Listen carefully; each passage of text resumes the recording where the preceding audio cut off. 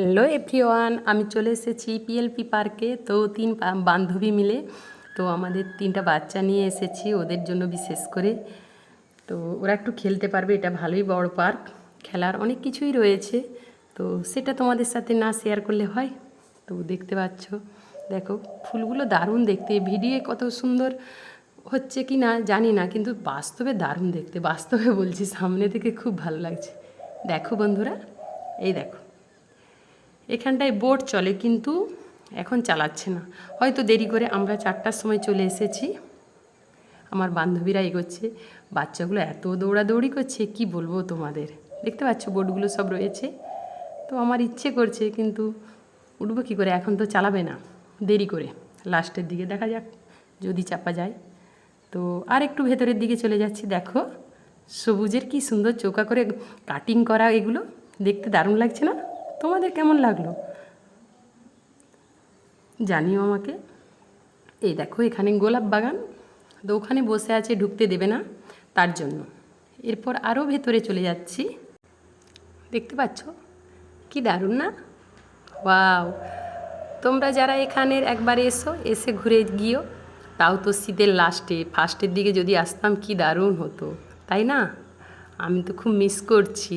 তবুও কিছু কিছু ফুল রয়েছে, মানে কি বলবো। এই দেখতে পাচ্ছ বন্ধুরা, বাচ্চাগুলো কেমন দৌড়াদৌড়ি করছে, ওরা খুব খুশি। এই যে দোলনা পেয়ে গেছে আমার ছেলে, ওর একটা বান্ধবী, ওরা দোলা শুরু করে দিয়েছে, ওরা ওটাই চাইছিল, তাই ওখানেই তাড়াতাড়ি নিয়ে চলে এলাম। তো এখানে বড়রাও দুলতে পারবে, কোনো অসুবিধে নয়, বড় ছোট সবাই। এটা তো বড়দেরই জন্য অ্যাকচুয়ালি। আমরা নিয়ে এসেছি বেবিগুলোকে, কোথায় রাখবো? এই দেখো 3 বন্ধু বসে গিয়েছে কি খুশির সাথে। ওর আন্টি ওকে ঘুরিয়ে দিচ্ছে দোলনাটায়। দোলনা নয়, এটা বাচ্চাদের আর কি। যাই হোক, তোমরা তো জানো, বাচ্চাদের নিয়ে যাও, ওরা খুব মজা করছে, এনজয় করছে। তো তোমরাও আসতে চাইলে এসো, একবার দেখে গিয়েও তোমাদেরও ভালো লাগবে। এরপর বড়দের দোলনায় উঠেছে আমার 2 বান্ধবী, ওদেরকে দুলিয়ে দিচ্ছে, আর আমি ভিডিও করছি সেই ফাঁকে। তাই না? এই দিনগুলো এইভাবে বাচ্চাদের সাথে ফিরে পাবো, মানে কি বলবো, দারুণ লাগছে। এরপর আমি দুলছি একটুখানি। তো আমার দুলতে খুব ভালোই লাগে। কার কার দোলনায় দুলতে ভালো লাগে জানিও। আমার তো খুব ভালো লাগে, কিন্তু বাচ্চাদের জন্য এই যে দুলতে পারছি না। একটুখানি দুলে ওদেরকে নজর রাখতে হচ্ছে, কারণ ওদের বাবারা আসেনি, কারোই বাবা আসেনি, তাই বাবারা বলছি। তো আমরা 3 জনই এসেছি, তো বাচ্চাগুলোকে তো দেখে শুনে রাখতে হবে, না হলেই তো প্রবলেম, তাই না? তোমরা তো জানো ওরা এই পড়ে যাবে, ছুঁড়ে নেবে, এই সব অসুবিধে তো হতেই পারে। এই দেখো আমার ছেলে কেমন দৌড়াচ্ছে, এই দেখতে পাচ্ছ? হ্যাঁ, এটা আরেকটা দারুণ, এটা আরও খুব স্পিডে ঘোরে। এখানে বিভিন্ন রকম বাচ্চাদেরও ওঠার অনেক কিছুই রয়েছে, তো বাচ্চাদের তো খুব ভালোই লাগবে, খুব এনজয় করছে ওরা, তোমরা ভিডিওতেই বুঝতে পারছো, তাই না? তোমাদের কেমন লাগলো বন্ধুরা? ভালো লাগলে কমেন্ট করে জানিও, তাই না?